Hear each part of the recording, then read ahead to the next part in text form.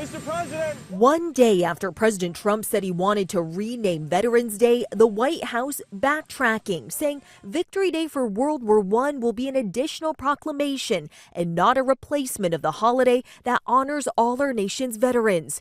As for the president's plans to make May 8th Victory Day for World War II, according to the Congressional Research Service, establishing a federal holiday or national observance requires the passage of a law. Though the Trump administration is planning a massive military celebration through the streets of Washington to mark the 250th anniversary of the U.S. Army, the cost of the June 14th parade remains unclear, but it comes as the president proposes $163 billion in cuts to domestic spending.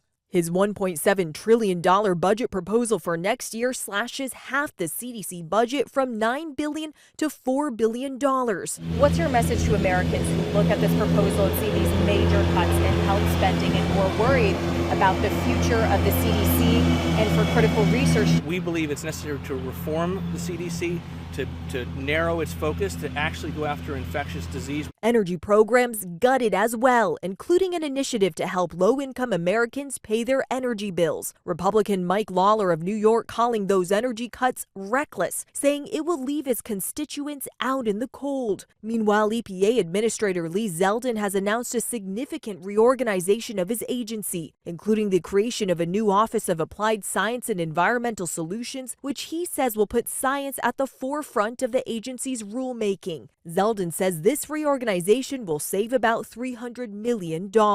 Selena Wang, ABC News, Washington.